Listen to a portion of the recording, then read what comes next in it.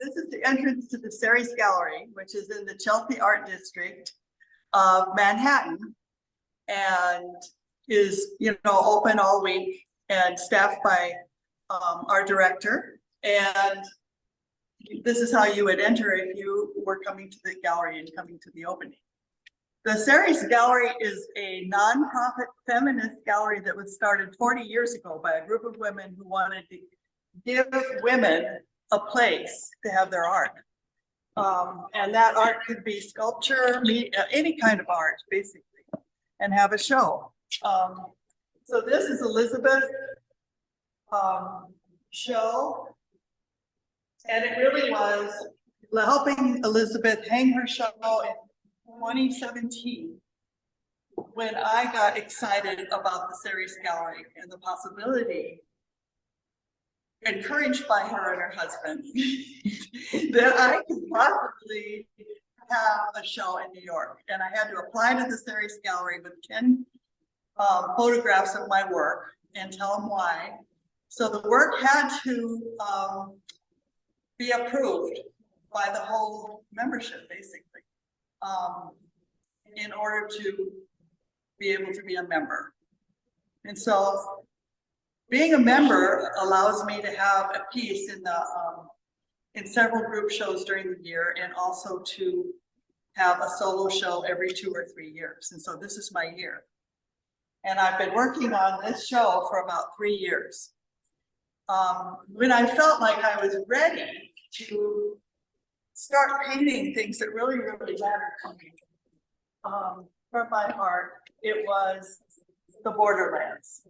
I had heard this is it. Oops. No, you're good. No, I was good. Just right? talk into that. Oh, okay. Oh, no, you're right. No, I need to be on the other You're side. right. Right. Okay, so this is the entry to the show. And it really was living in Guatemala when I was in my 20s, where I really fell in love with the Guatemalan people. And when I heard there were Guatemalans on the border, I needed to find out why were they leaving their beautiful country, their wonderful families, and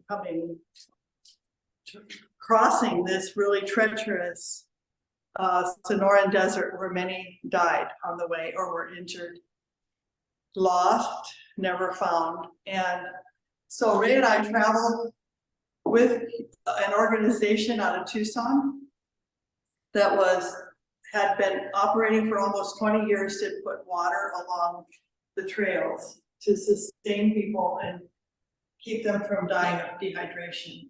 And this is just on the US side. The migrants, whoops, here we go. And these are photographs of the migrants I met while working. These are actually paintings, yeah. Paintings of I took photographs of the people I met with their permission and said, I want to do portraits because I really felt like I needed to give them the migrants' faces. So people could see who are these people. On our journey with Humane Borders, where I took photographs, we encountered a number of crosses, and we've met the artist who about 10 years ago or more started making crosses. He had kind of the same urge as I did, to make his art reflect the things that he felt were really important that were going on. And so around 4,000 people have died in the last 20 years, and 250 died last year. And that's just the tip of the iceberg. They feel like so many people are missing. So we would encounter crosses that he had put up, or volunteers that are placed at places where the remains of people have been found. And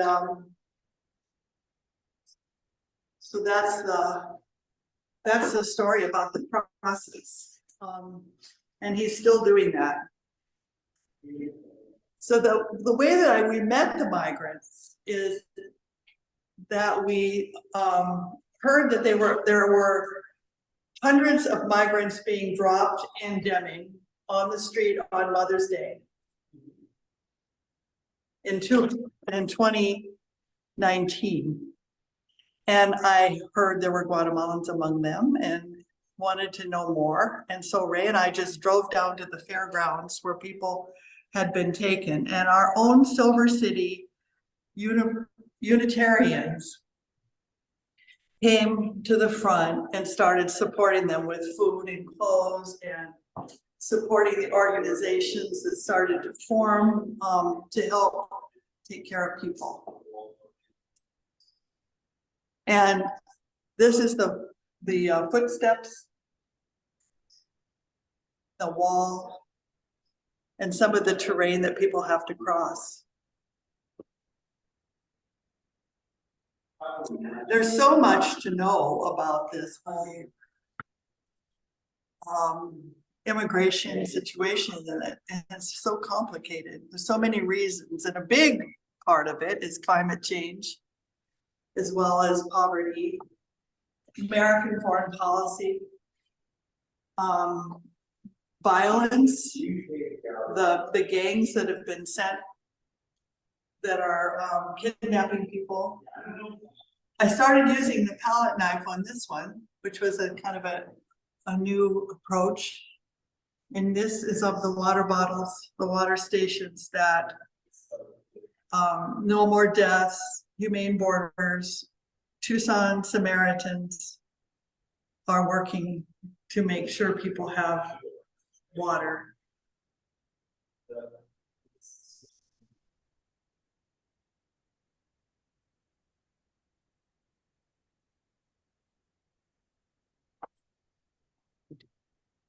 This one, we see the border wall again. The name of the middle painting is The Wall Divides, and it has had such an impact environmentally on endangered species, on destroying native lands, on killing the saguaros, which only reside here in the Sonoran Desert. They were dug up and supposedly they tried to replant them, but they died anyway. So again, it's the beauty and the peril.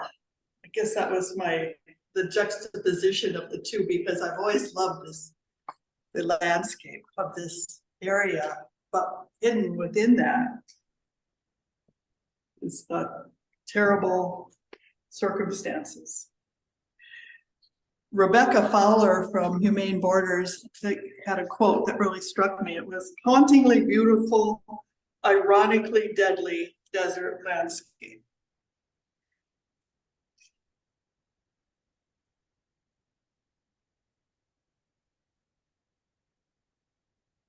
People die of dehydration and heat stroke, exposure, injuries. When Trump raised the wall that's now like 30 feet with terrible razor wire on top, you actually have to just see it to believe it. And you stand at the bottom and look up, you cannot believe the impact, how intimidating it is. And apparently there's this neurosurgeon in San Diego who's studying the number of people, is often young men who died falling off the wall trying to climb over it, or get traumatic brain injuries and spinal cord injuries. What happened? Oh, it just needs to turn? Yeah. Oh, there. And then this is the monsoons that often people have to have weather that they can't predict and travel through.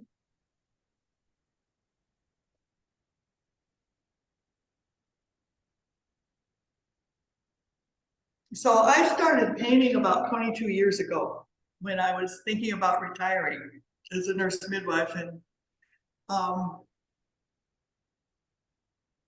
it has really been an adventure.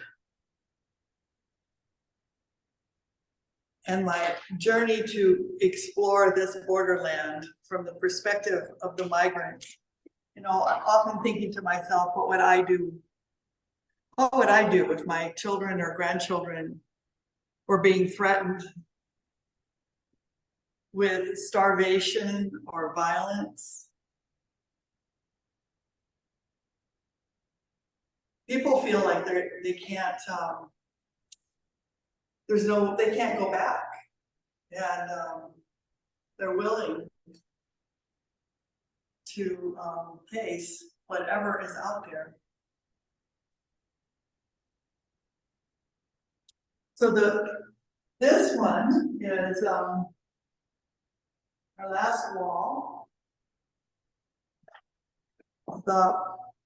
The far left is the blue flag for water, because people can pass by, and they're often traveling at night in order to avoid detection and avoid dehydration from the heat, or avoid the heat. And so they can't see the blue barrels that are full of water. And so the Humane Borders fills the tanks. And also they have to test the water to be sure it hasn't been poisoned by the vigilantes that also are roaming this part of the border, feeling like they have the right to detain or even harm people trying to pass. And so that was a shocker for Ray and I. And we were like, what are you doing? When the Humane Borders volunteers were testing the water. This is the Acatillo, which is really beautiful when it blooms with these beautiful, beautiful red flowers, and then has these really spiny thorns, which a lot of the desert does. A lot of the plants are very hard to navigate, especially in the dark.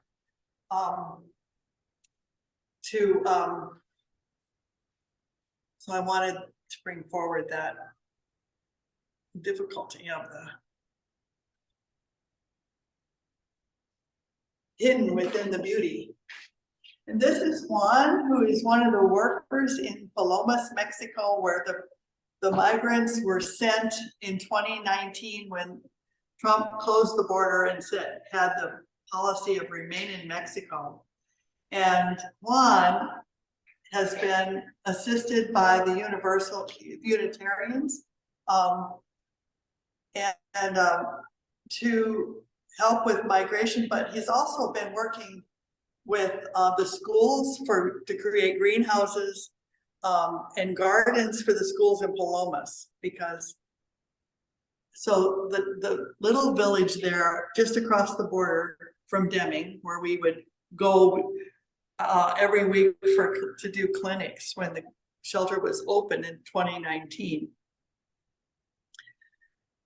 Then suddenly Palomas was full of had migrants, and some of them during the Title 42, which was the COVID-19 excuse for pushing people back to Palomas and putting them in quarantine. There had to be two shelters, one for the asylum seekers who were waiting to get an appointment in the United States to have their case heard for asylum, and then the people who were just deported across the border and needed to move on, but often were hungry and tired and dirty and just needing something. So the fire station in Palomas became that place as a transit way stop, and the Unitarians provided go bags or bags with crackers and some sausages and sustenance for them to carry with them. And then on the left painting is basically how I feel about if I were facing a journey where I couldn't turn back, and basically asking that question.